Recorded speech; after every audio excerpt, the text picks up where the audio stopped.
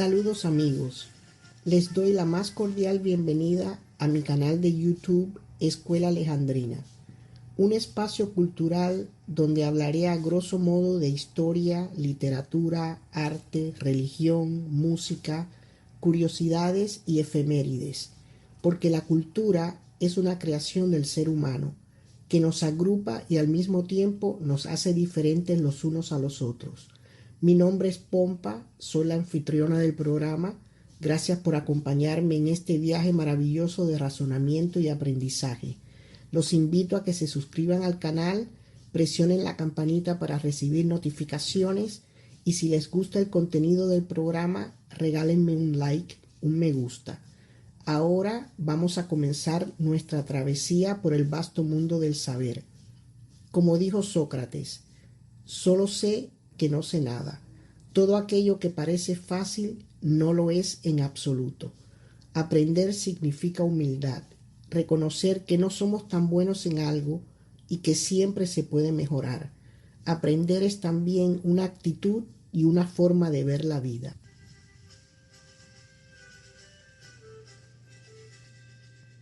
Muy buenas noches. Sean bienvenidos a una nueva emisión de Escuela Alejandrina.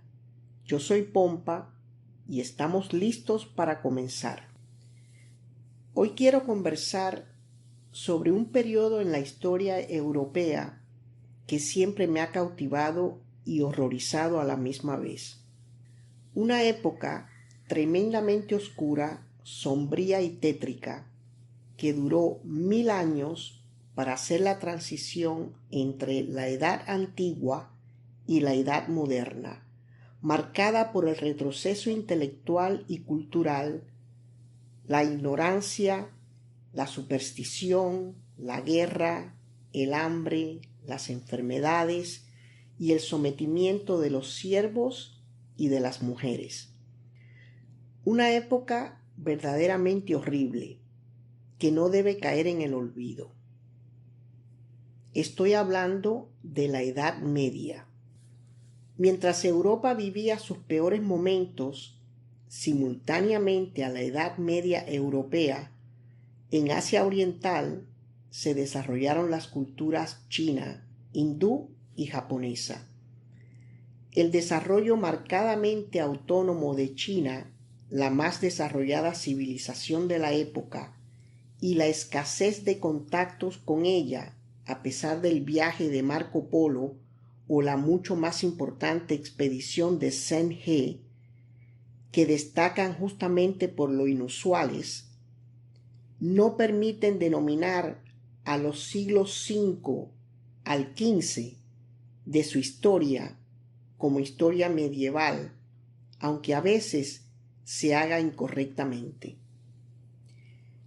La historia de Japón, que durante este periodo estaba en formación como civilización, adaptando las influencias chinas a la cultura autóctona, a pesar de su mayor lejanía y aislamiento, suele ser paradójicamente más asociada al término medieval, aunque tal denominación se refiere a un periodo medieval que se localiza entre los años 1000 y 1868, para adecuarse al denominado feudalismo japonés anterior a la era Meiji.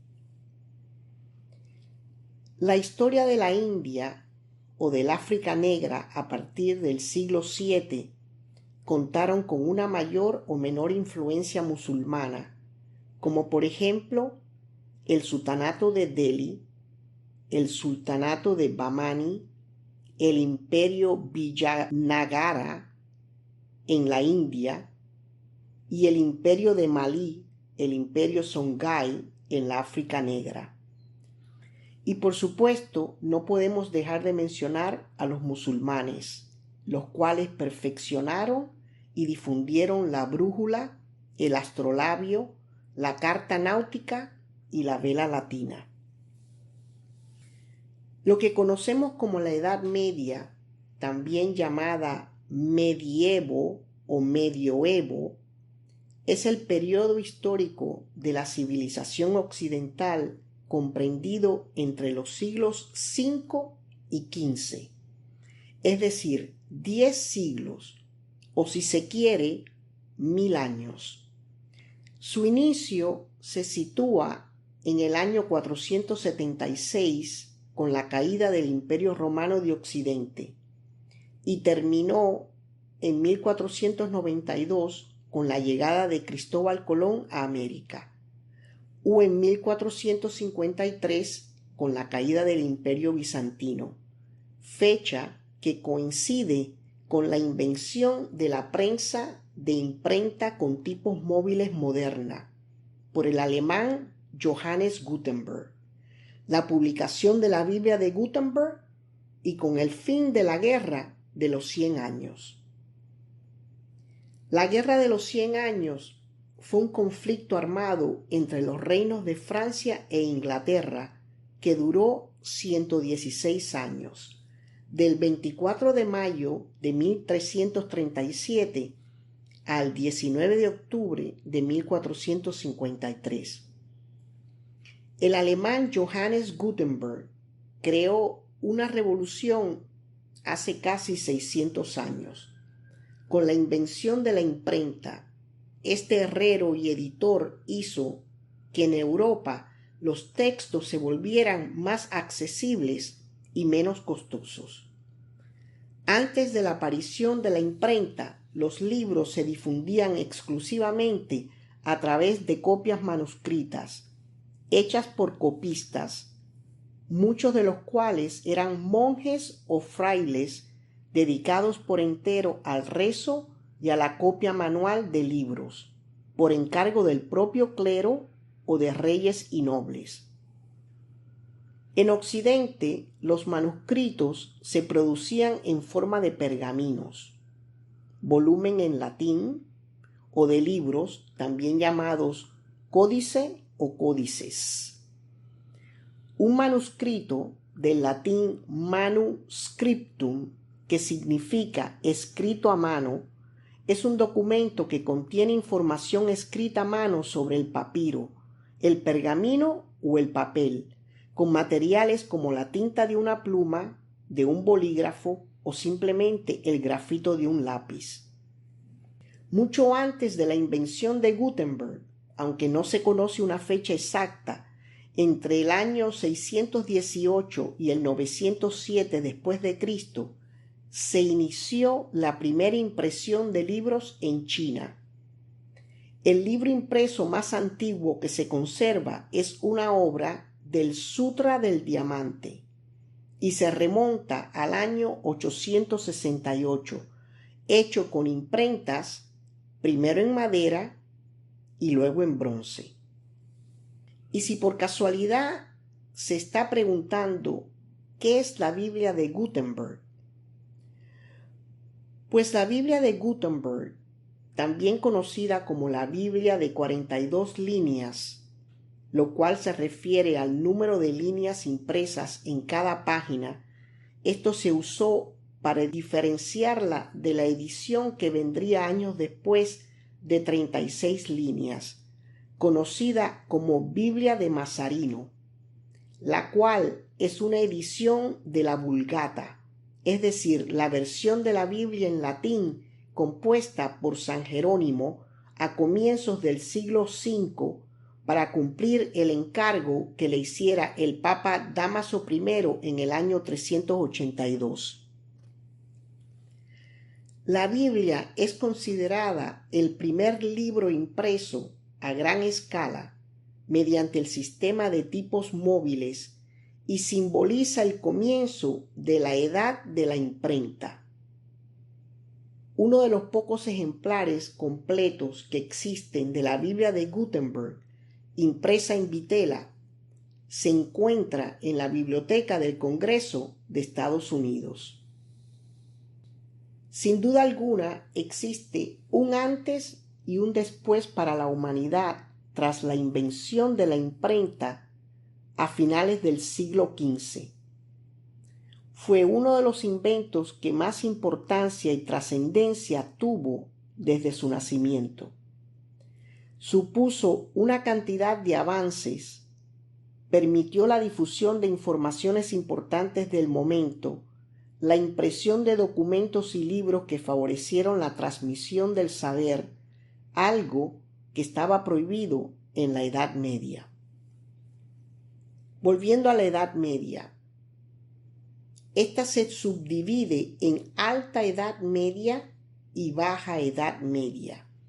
La Alta Edad Media comprende el periodo del siglo V al siglo X, un total de 5 siglos, es decir, 500 años caracterizados por la lucha por la supremacía de los 3 imperios coetáneos, el bizantino, el islámico y el carolingio. Hablemos brevemente de los 3 imperios de esa época. Voy a comenzar hablando sobre el Imperio Bizantino. El Imperio Bizantino fue conocido por ser un estado cristiano con el griego como lengua oficial. El término bizantino deriva de Bizancio, una antigua colonia griega fundada por un hombre llamado Bizas. El Imperio Bizantino estaba situado en el lado europeo del Bósforo, el estrecho que une el Mar Negro con el Mediterráneo. Su capital se encontraba en Constantinopla, la actual Estambul, en Turquía. Ahora hablemos del segundo imperio, el Imperio Islámico. El Imperio Islámico, con Mahoma como su profeta, nombre que deriva del nombre árabe de Mohammad o Hamada o Hamid, que significa elogiar, alabar, loar o bendecir, quien nació en la Meca, Arabia Saudita, en el año 570.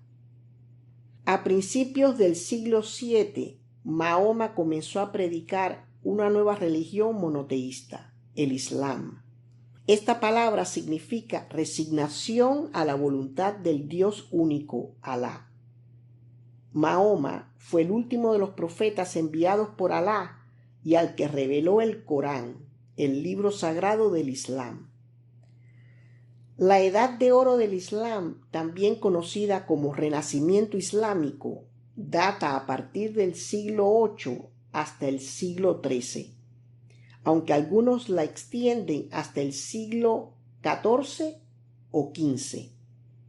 Durante este periodo, ingenieros, académicos y comerciantes del mundo islámico contribuyeron enormemente en aspectos como las artes, agricultura, economía, industria, literatura, navegación, filosofía, ciencias y tecnología. Los filósofos, poetas, artistas, científicos, comerciantes y artesanos musulmanes crearon una cultura única que ha influenciado a las sociedades de todos los continentes. Y para terminar la plática de los 3 imperios, hablemos del Imperio Carolingio. El Imperio Carolingio es el término utilizado para referirse al imperio de los romanos y los francos, la época superior del reino franco bajo el gobierno de la dinastía carolingia, desde la coronación imperial de Carlomagno en el año 800 hasta la división de sus territorios en el Tratado de Verdún del año 843. Este periodo de la historia europea deriva de la política de los reyes francos, Pipino el Breve y Carlomagno, que supuso un intento de recuperación de la cultura clásica en los ámbitos políticos, culturales y religiosos de la época medieval.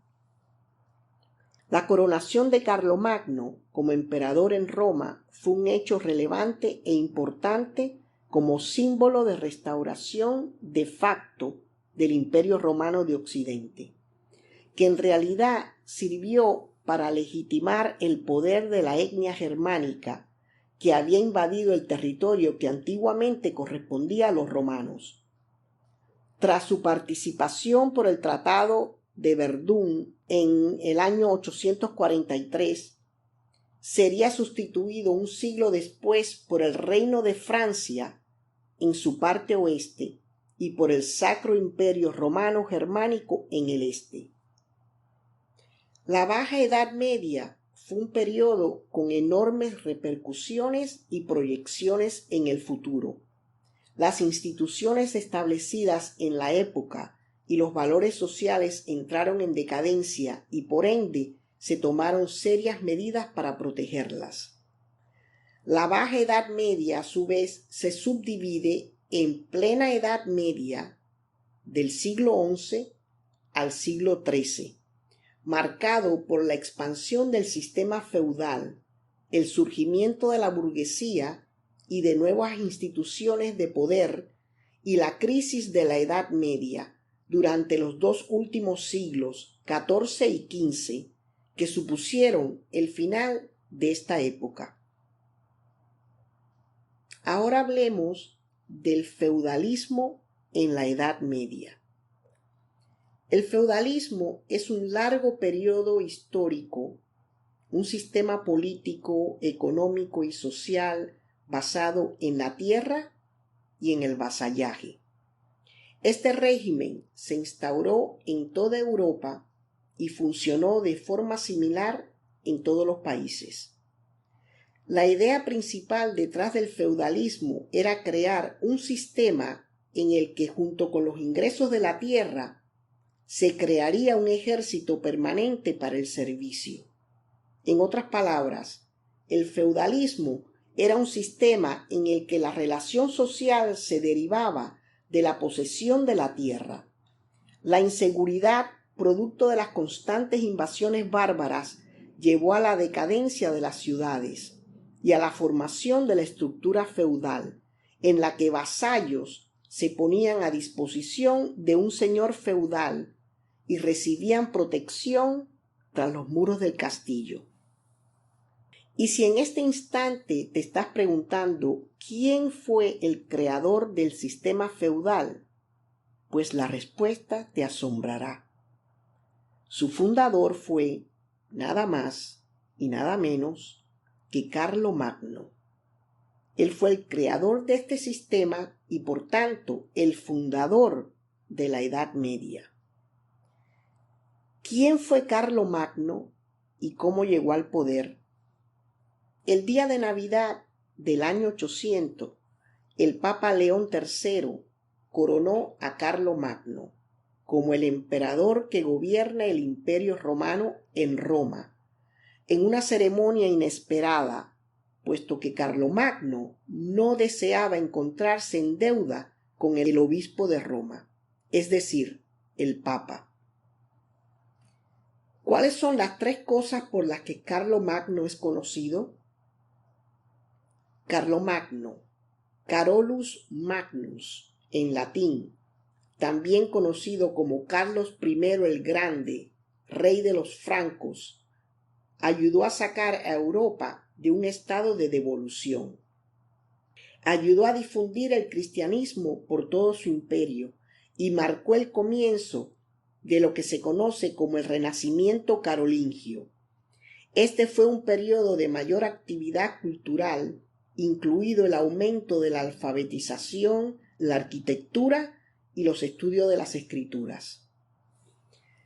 Al morir el 28 de enero del año 814, en su cabeza pusieron su corona, en su mano su cetro y en su regazo un ejemplar abierto de la Biblia. 2 siglos más tarde se abrió la bóveda y se encontró que el cuerpo estaba bien conservado. Volviendo al feudalismo creado por Carlomagno. El feudalismo tuvo 2 efectos enormes en la sociedad medieval. Desalentó el gobierno unificado y también desalentó el comercio y el crecimiento económico. ¿Por qué fue malo el feudalismo? Porque no trataba a las personas por igual ni les permitía ascender en la sociedad. Se suponía que una persona que nacía siervo seguía siendo siervo Del mismo modo que una persona que nacía señor recibía un trato especial sin ganárselo. La mayoría de los campesinos eran siervos. No se les permitió abandonar las tierras de su señor. ¿Por qué fracasó el feudalismo? Las principales causas del declive de este sistema fueron los cambios políticos en Inglaterra, además de enfermedades y guerras. La cultura del feudalismo, que se centraba en los caballeros nobles y los castillos, decayó en este periodo. ¿Cómo se eliminó este sistema? Pues casi en todas partes el régimen feudal fue abatido por la Revolución de 1770 a 1789 por la Revolución Americana, de 1789 a 1815 por las revoluciones que se desarrollaron en Francia, en la mayor parte de Europa y en América Latina, de 1848 a 1851 por las revoluciones que se reavivaron en Europa. ¿Cuál es la diferencia entre el feudalismo y el capitalismo? Pues el feudalismo, el recurso económico y social, es la tierra, mientras que en el capitalismo es el capital, es decir, el dinero. ¿Por qué el feudalismo fue reemplazado por el capitalismo? La transición del feudalismo al capitalismo en Gran Bretaña fue el resultado de la persistente lucha por las rentas entre los terratenientes, es decir, los dueños de las tierras, y los campesinos, aquellos que las trabajaban. El feudalismo estaba dividido en tres órdenes: los caballeros, los que luchaban; los sacerdotes, los que rezaban; y los campesinos, los que trabajaban, es decir, nobleza, clero y campesinado. Los campesinos eran el sostén económico de los sacerdotes y los caballeros. En una primera división se encuentra el grupo de los privilegiados, todos ellos señores, eclesiásticos o caballeros. En la cúspide se hallaba el rey. Después, el alto clero, integrado por arzobispos, obispos y abades, y el bajo clero, formado por los curas y sacerdotes, y por último, la nobleza.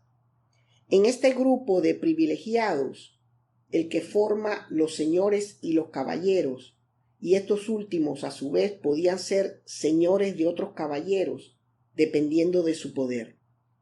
En el alto clero, además de las tareas que dentro de los tres órdenes le habían sido encomendadas, la guía espiritual y el sostener la doctrina moral que mantenía el feudalismo, podían ser a su vez señores y entregar parte de sus bienes para la defensa de su comunidad.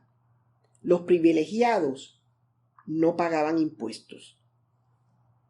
Los no privilegiados eran la burguesía, los artesanos, los sirvientes y los campesinos, que se subdividían a su vez en colonos y aldeanos.